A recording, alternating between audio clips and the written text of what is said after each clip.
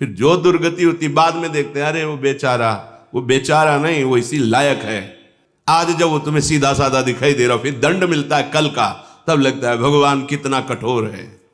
और उसकी कठोरता जब देखते उस आचरण की, तब तुम्हें पता चलता। डरो इस बात से। जरूरी है नाम जप करना। नहीं जप करोगे तो दुष्ट मन तुम्हें ऐसी जगह फंसा देगा, सच्ची माने पूरे जीवन की हुई प्रयास, उन्नति की सब बातें नष्ट कर दे, एक क्षण में नष्ट कर देता। धिक्कार है मन को। तो जानना मानस रोग नष्ट हो गए। श्री कागभूषण जी महाराज गरुड़ जी महाराज को मानस रोगों का परिचय बताया और कहा कि इस मानस रोग को नियम, धर्म, उत्तम आचरण, तपस्या, ज्ञान, यज्ञ, मंत्रानुष्ठान, दान और करोड़ों भी साधन औषधियां हैं, इनके द्वारा दबाया जा सकता है, जड़ से नष्ट नहीं किया जा सकता। जो कल मानस रोगों का वर्णन हुआ, अगर ये कहीं जड़ से नष्ट होने वाली बात है तो फिर उसके लिए विधान है। भगवान की कृपा से सदगुरुदेव का वरण कर लेने को मिल जाए। सदगुरुदेव जो शत मार्ग में आरूढ़, जो शब्द ब्रह्म के पारगामी विद्वान और परब्रह्म के अनुभूत, ऐसे सदगुरुदेव का मिलन हो जाए और हम उनको मन वचन कर्म से वरण कर लें, अर्थात उनकी आज्ञा पालन करें। यह जड़ से मानस रोग नष्ट होने का उपाय है।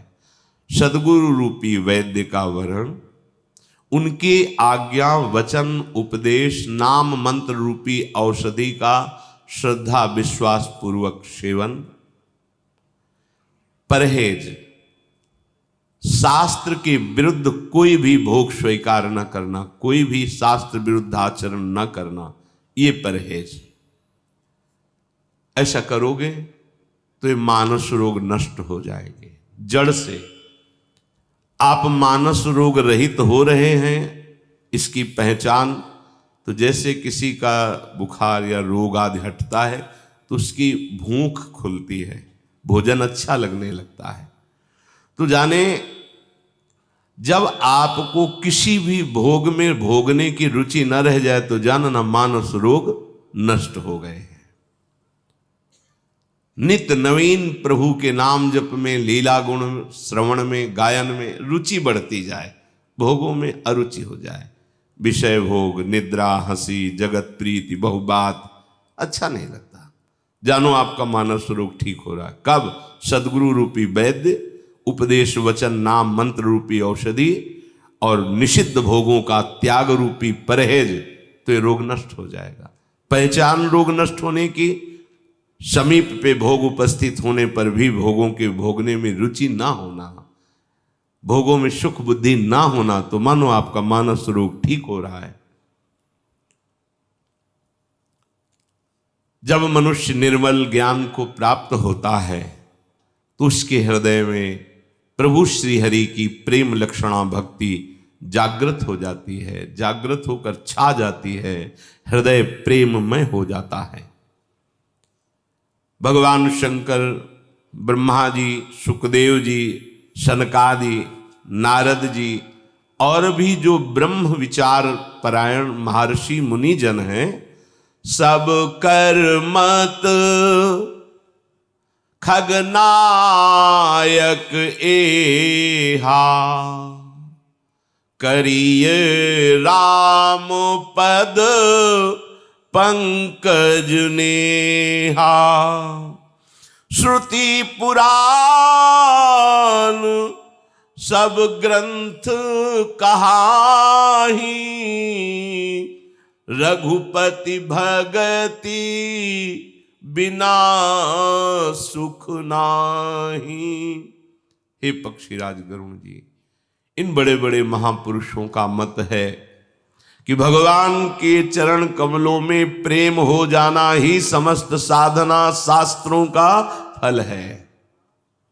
श्रुति पुराण सभी ग्रंथ कहते हैं यदि हृदय में भक्ति का प्रादुर्भाव नहीं हुआ, प्रेम का प्रादुर्भाव नहीं हुआ, तो सो सब धर्म कर्म जर जाओ, किसी काम के तुम्हारे धर्म कर्म नहीं रहे।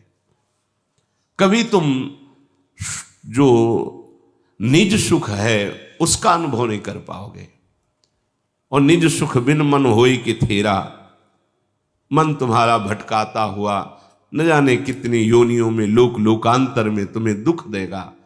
बिना प्रभु के चरण कमल में प्रेम हुए सुख का कहीं लवलेश मात्र आपको लोक लोकांतर में कहीं भी भटक लो नहीं मिलेगा।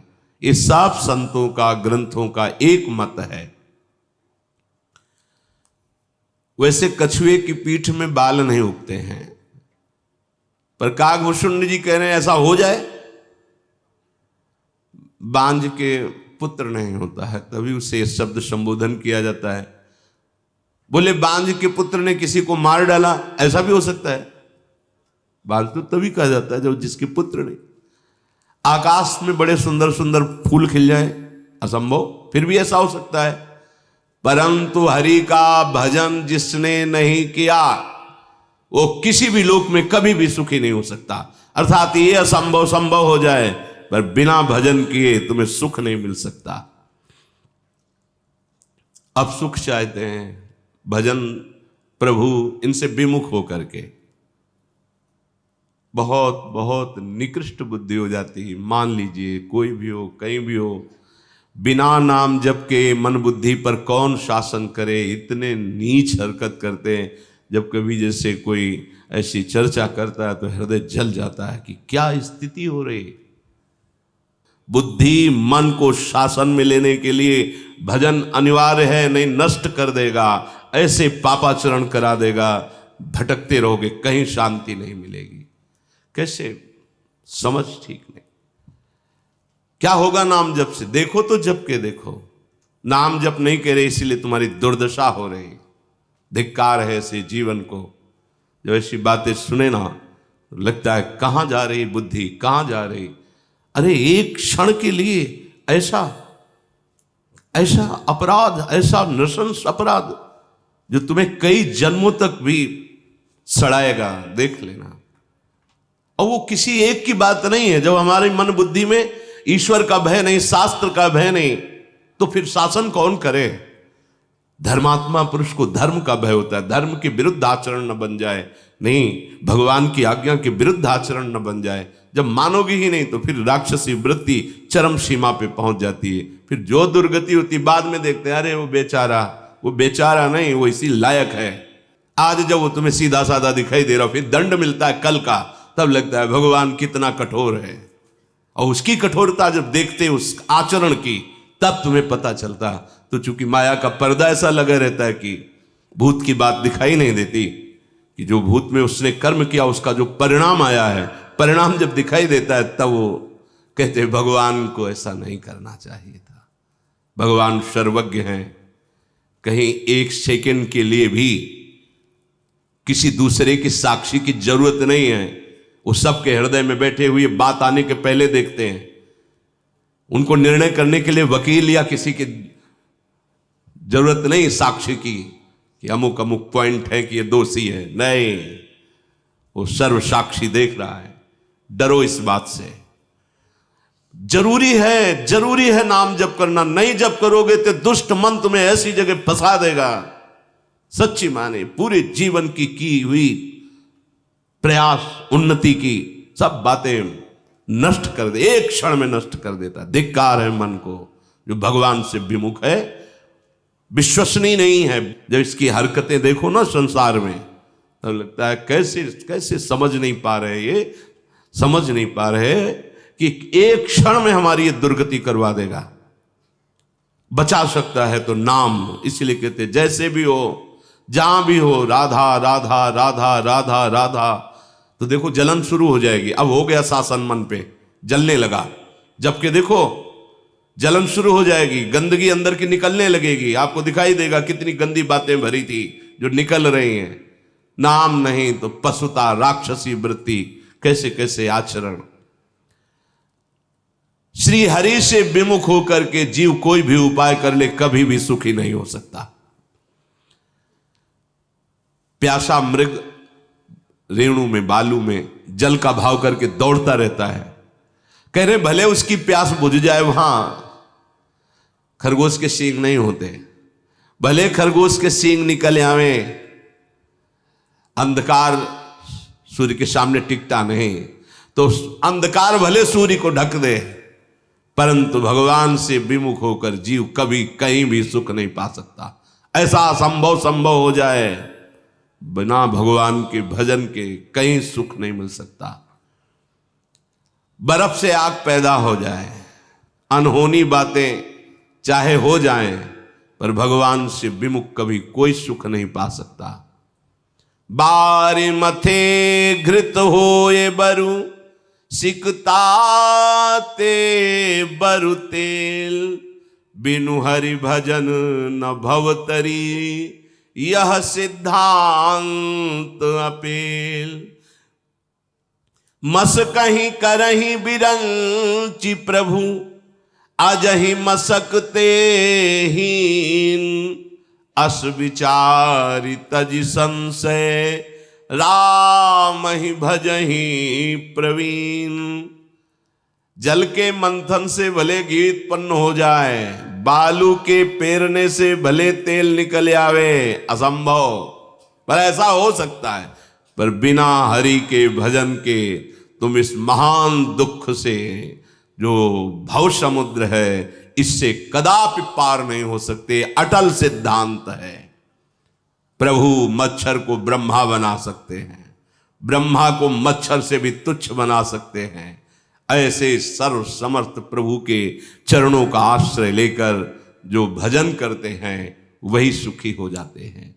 विनिश्चितम बदामि ते, नान्यथा वचांसि में, हरिम नरा भजन्ति येति, दुस्तरम तरन्ति ते। हे गरुण जी महाराज, मैं आपसे भली भांति निश्चित किया हुआ सिद्धांत कहता हूं, मेरे वचन अन्यथा नहीं हो सकते। काकभूषण जी कहते, जो प्रभु श्री हरि का भजन करते हैं वही इस दुस्तर दुख में संसार समुद्र से पार हो जाते हैं, अन्यथा और कोई उपाय कर लो नहीं। हे नाथ, भगवान ने मुझे जितनी बुद्धि दी है उसके अनुसार कहीं संक्षेप कहीं विस्तार से उनकी महिमा गाई। हे सर्पों के शत्रु गरुण जी, श्रुतियों का सिद्धांत है कि सब वासनाओं को भूल करके अपनी चित्तवृत्ति प्रभु के नाम चिंतन में, प्रभु के भजन में लगा देना चाहिए। प्रभु श्री हरि को छोड़ करके किसका भजन किया जाए? देखो, अपने जैसे मूर्खों पर भी प्रभु का कितना दुलार है। नाथ, आप तो विज्ञान स्वरूप है, आपको मोह नहीं। ये तो हम पर कृपा करने के लिए प्रभु ने आपको भेजा। काकभूषण जी कहते, आपने मुझसे सुखदेव जी, सनकादि शिवादि को प्रिय लगने वाली जो भगवत कथा पूछी, उसकी जो परस्पर चर्चा हुई, ये अगर एक घड़ी भर भी हो जाए, 24 मिनट या एक पल भर भी हो जाए, एक बार भी यदि सत्संग मिल जाए तो अपने को कृतार्थ समझना चाहिए। सत्संगति दुर्लभ संसारा, निमिष दंड भरी एको बार। अगर पल भर के लिए मिल जाए, एक घड़ी 24 मिनट के लिए मिल जाए, एक बार सत्संग सुनने को मिल जाए और उसे मनन करके आचरण में उतार ले, तो संसार से पार होने की बात हो जाए। कोई भी एक सत्संग आपका कल्याण कर सकता है। एक सत्संग आप उसको सुनिए, सारा सिद्धांत मिले। कोई ऐसा सत्संग नहीं जिसमें एक सत्संग में जीव का परम कल्याण ना हो जाए। गरुड़ जी, आप जरा विचार करके देखिए, क्या मैं भजन का अधिकारी हूं? पक्षियों में सबसे नीच और अपवित्र कौआ, परंतु ऐसा होने पर भी प्रभु ने मुझे सारे जगत को पावन करने वाला बना दिया।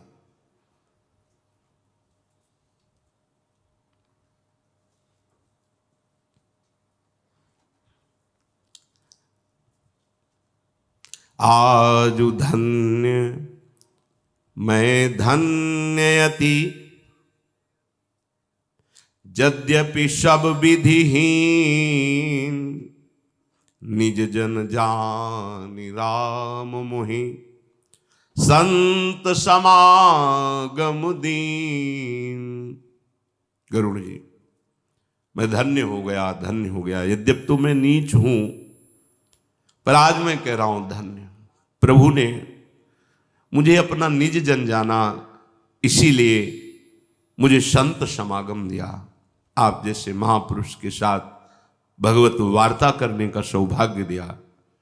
हे नाथ, मैं अपनी बुद्धि के अनुसार जितना प्रभु ने मुझे बुद्धि दी है, मैं कुछ छिपा नहीं रखा, आपसे सब वर्णन किया।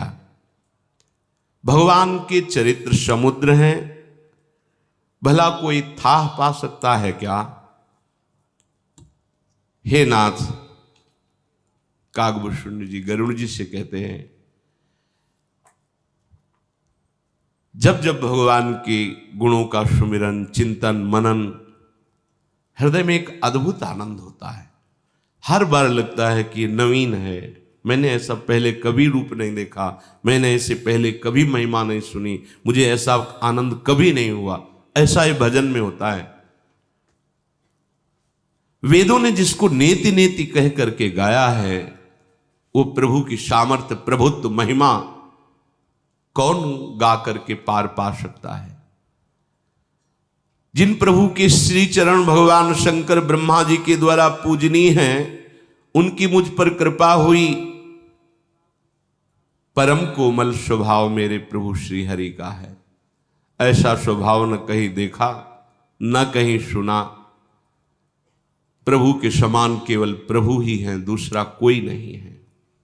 साधक सिद्ध जीवन मुक्त उदासीन कवि विद्वान कर्म के रहस्य ज्ञान सन्यासी योगी सूरवीर बड़े तपस्वी धर्मपरायण पंडित विज्ञानी कोई भी हो, तरही न बिनु से मम स्वामी राम नमामि नमामि नमामि शरण गए। मोसे अघरासी हो ही शुद्ध नमामि अविनाशी। कोई भी हो, जब तक मेरे प्रभु का भजन नहीं करेगा तब तक इस संसार समुद्र से पार नहीं हो सकता। कोई भी हो,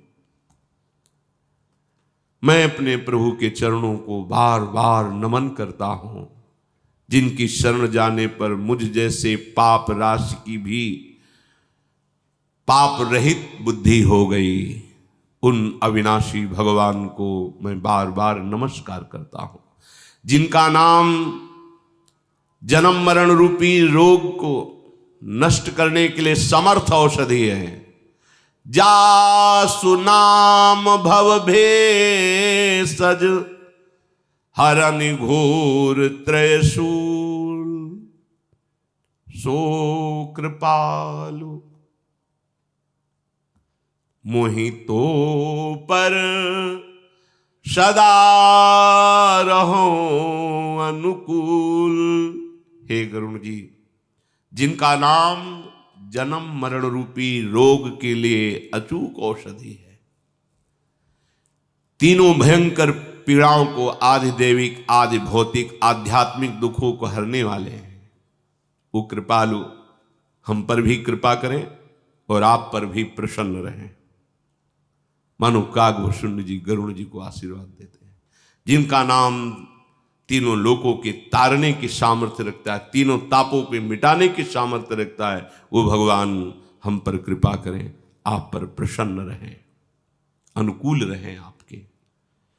कागभूषुंड जी के वचन सुन करके गरुड़ जी अतिशय प्रेम विकल हो गए और बोले, मैं कृत कृत्य भयं तव बानी सुनि रघुबीर भगति रस सानी, राम चरण नूतन रति भई, माया जनित विपत्ति सब गई। आहा, आपकी वाणी सुनकर हे कागभूषुंड जी मैं कृतकृत्य हो गया। भगवान के चरणों में नवीन नवीन प्रेम बढ़ रहा है। माया से उत्पन्न हुई सारी विपत्ति नष्ट हो गई। मैं तो मोह रूपी समुद्र में डूब रहा था, आप जहाज बन गए। कागभूषुंड जी आप जहाज बन गए, आपने मुझे परम सुखी कर दिया। मैं इसके बदले में कुछ नहीं दे सकता, बस आपके चरणों में बार बार वंदना करता हूं, ऐसा गरुड़ जी ने कहा।